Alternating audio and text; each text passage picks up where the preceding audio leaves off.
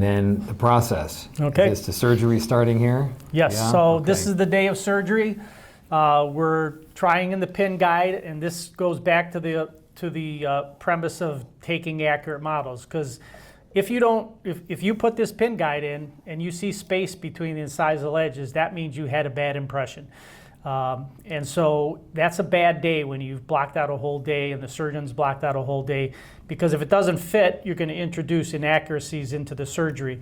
So I like to try these in prior to the surgery so that on the day of surgery, I'm not, taking off a whole day from seeing patients. So you want to verify the fit prior to surgery, if at all possible. So here we have the pin guide with the fixation base. Everything fits perfect in the patient's mouth, no rock, no space between the windows. And then we're going to do our osteotomy drills. And what you want to do when you're doing this is you want to drill one hole first and then place a pin. Then drill another hole and place a pin. What can happen if you have like an assistant holding this guide down, and if the patient's moving or the assistant's getting tired and they're pushing up and down that guide, if you just drill all the holes first, sometimes it's hard to get the pins into those holes. So drill a hole, put a pin, that stabilizes more. Drill another hole, put a pin. All the while, somebody on that team is holding that pin guide down apically with pressure. Depending on the patient and the situation, but quite a bit of pressure full time through the entire drilling and pinning process. Okay, so now we have all of our pins securing that guide, and now we can remove the pin guide from the fixation base. So the next step is going to be to extract the remaining teeth. Anything that you see above that frame of the fixation base is going to be bone that's going to be removed. That's what's going to give us our proper restorative space. This has been carefully planned out virtually far before the day of the surgery. Just a little closer view of that excess bone. And in this case, Dr. Blood used a reciprocating saw to just take that whole piece of bone off in one piece. Then he would go back and do some other adjustments to give us a nice flat surface, just like we see in the picture on the left.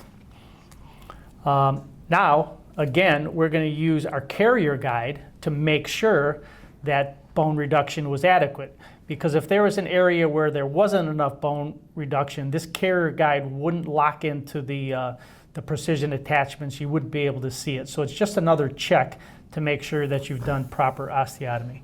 And now we're going to follow the menu that Roe gives us with their, what's the name of the SurgiMat. The SurgiMat.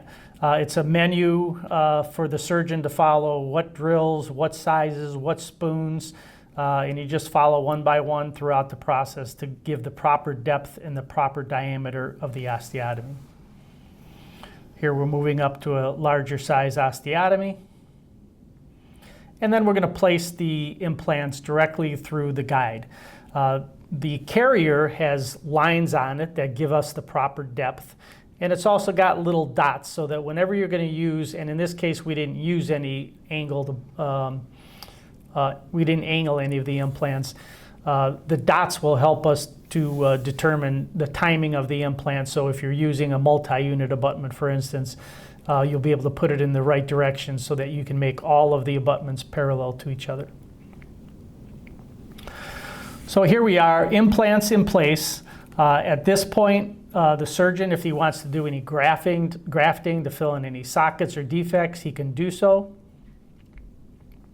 And then we're going to use our profiling drill, because sometimes if the implants are a little bit subcrestal, the bone can get in the way of seating your abutments.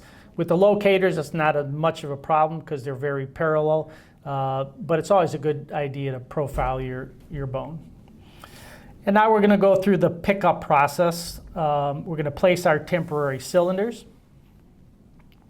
We're going to place our carrier guide and make sure there's no binding to make sure that the implant placements were accurate. In this case, those cylinders were in the dead center of the holes in the carrier guide.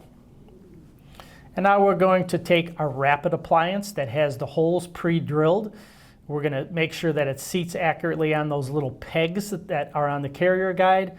And then we're going to block out the holes with these little blue plastic blockout mechanisms so that we don't get any cement in the holes and trap the screws in the prosthetic.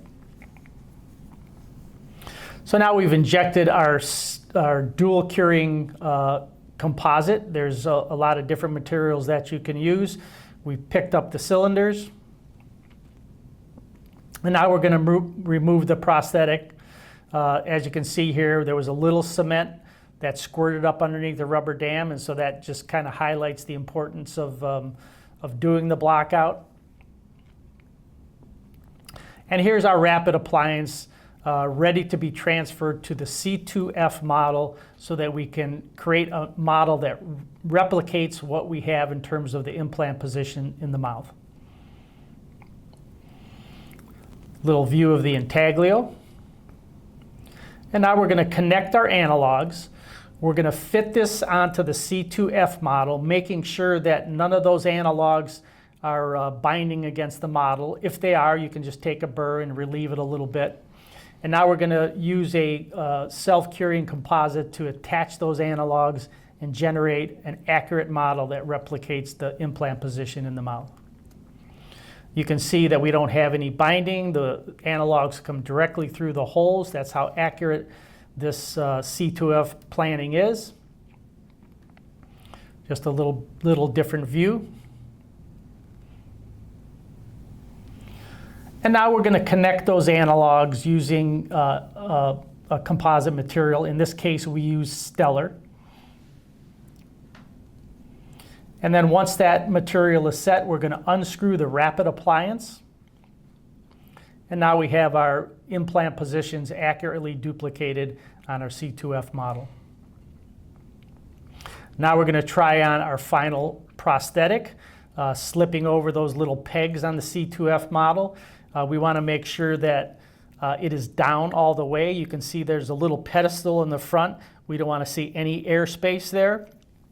This just tells us that we've planned this properly and that everything is fitting accurately as planned.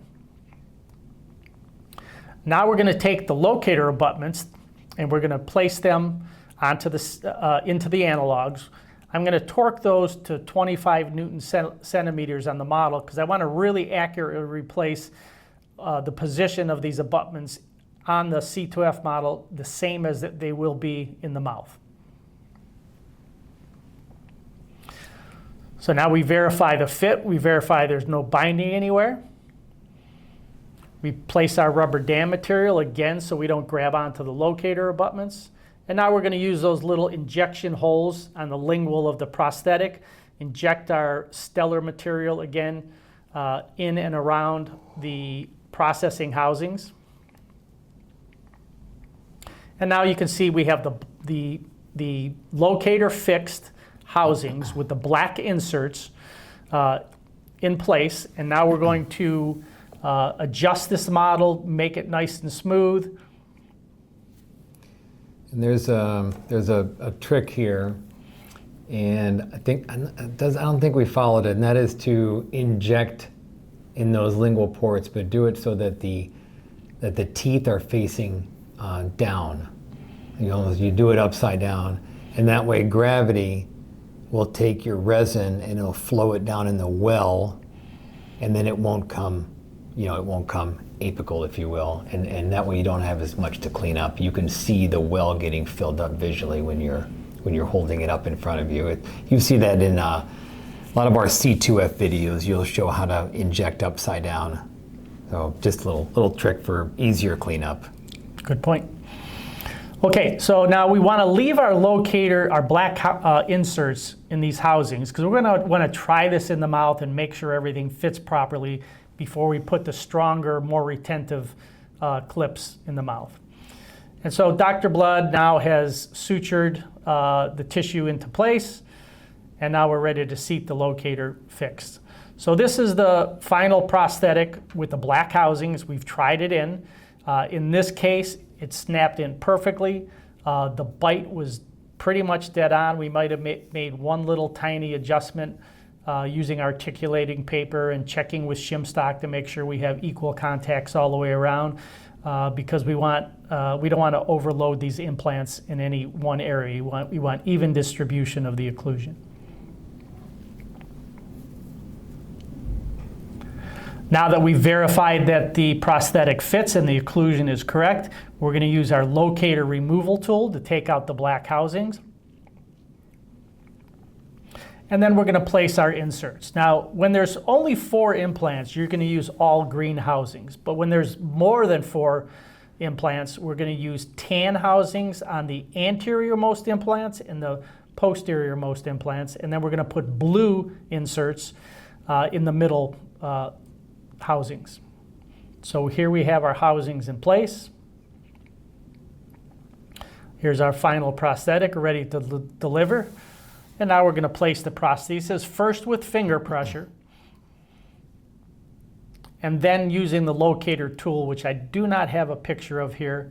But here's our final prosthesis. In this case, we decided not to load the lower right posterior because it had a little movement, didn't have great stability. So we decided to bury it, but fortunately we had enough implants that this was plenty to hold this locator fixed in place.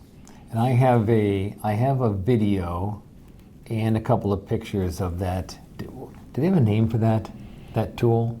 That pneumatic tool they use to... It's the locator fixed seating and removal tool. Yeah, okay. It's pretty impressive. It's a pneumatic. It puts apical pressure in kind of a, what would you call it?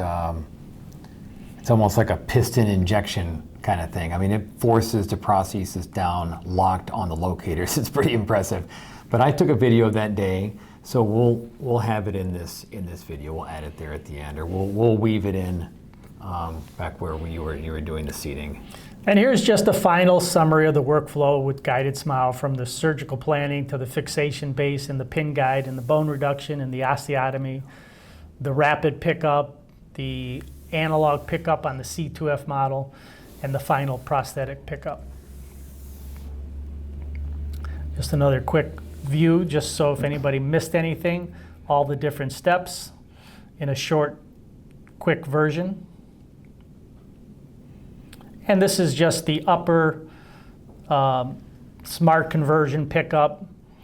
Okay, so here is Kathleen.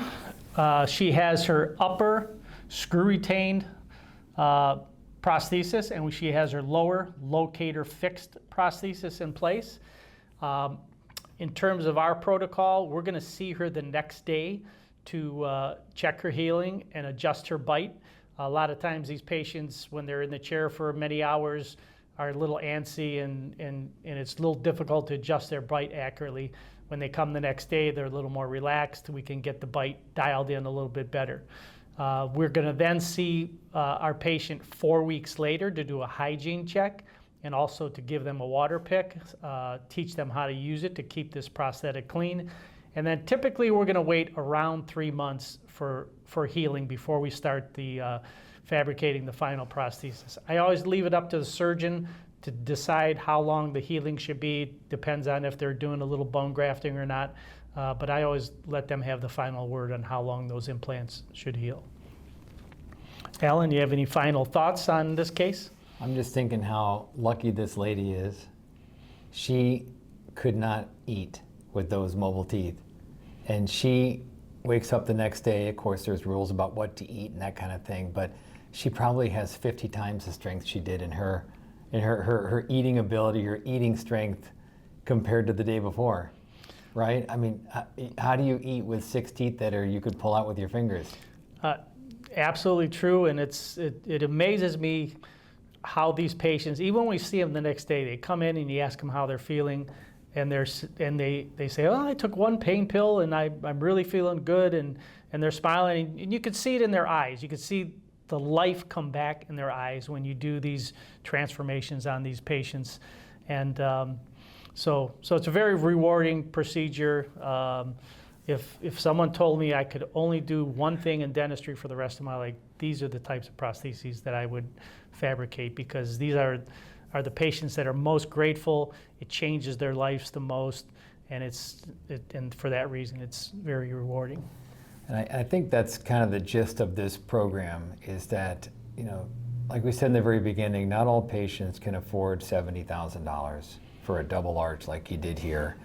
And you have the ability to lower the fee drastically because let's face it, the patient's wearing an upper denture and they're wearing, yes, this was guided surgery, but you work with some pretty darn good surgeons. They could freehand these cases. And you could take a set of Zest abutments with you, make determinations based on the tissue after surgery, and you could pick up dentures. You could do it that way. We like to do it a little bit more you know, strategic with planning and so forth, but the Locator Fixed is an option for the mid-market, and really the pricing can be just about anything you want with the abilities of the surgical team and the restorative team. Like the world's kind of your oyster with Locator Fixed. I think it's just a great solution. And fortunately, we can do it in this full protocol, you know, with some of these patients who can afford it. But this, I mean, if you want to do full arch all day and all week, this is a great tool to add to the tool bag. So thank you very much for going through all the details. I know a lot of the programs that we do, we don't go through all the details. We do a little more marketing, a little more fluff, and this was very helpful. Thank you very much, Dr. D. My pleasure. Thank you, everybody.